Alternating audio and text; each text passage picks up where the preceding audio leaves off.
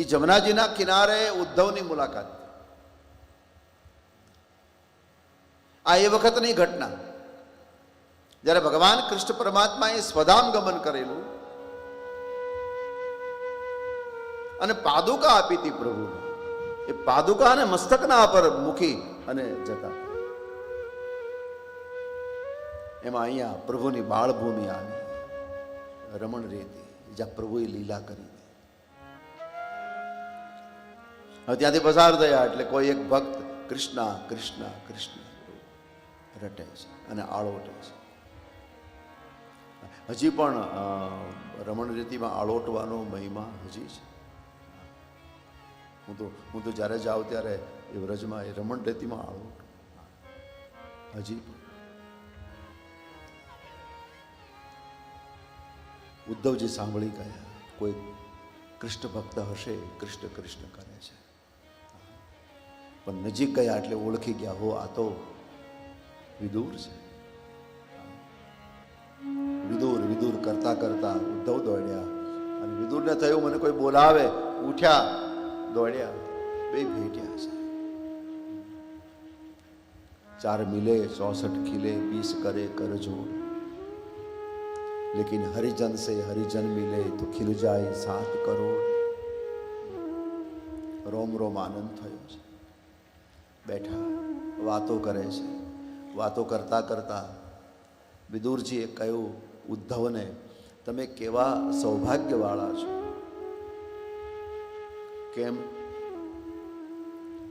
બોલે પ્રભુ તમને સાથે રાખે છે અને ચરણની સેવા આપે છે.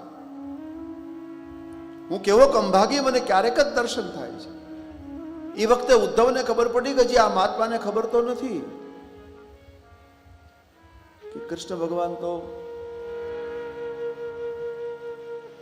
હવે જો આને હું કહીશ તાત્કાલિક તો આનો પ્રાણ નહીં રહે.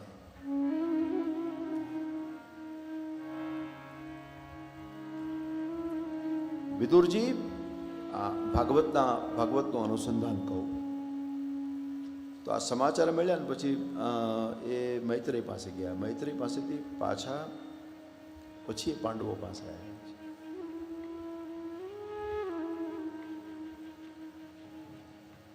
અને પેલી જે વાત છે ને કે કળયુગ આવશે ને આ બધું, એ વખતે વિદુરજીને ખબર હતી કૃષ્ણ નીકળી ગયા છે. પણ પાંડવોની સાથે એટલો પ્રેમ કરે છે વિદુરજી કે જો આ છોકરાઓને હું કહીશ કૃષ્ણ નીકળી ગયા છે તો આ છોકરા જીવતા નહીં રહે. છોકરા જીવશે નહીં. અને એ પ્રમાણે જ થયું. અર્જુને જ્યારે આવીને સમાચાર આપ્યા કે કૃષ્ણ જતા રહ્યા, પછી પાંડવો નથી રહી શક્યા.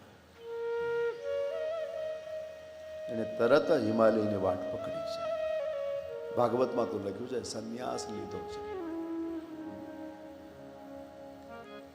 ધર્મરાજાએ વિધિપૂર્વક સંન્યાસ લીધો, ભગવા વસ્ત્રો પહેર્યા અને પછી હિમાલય સ્વર્ગારોહણની આખી કથા છે. એટલે વિદુરજી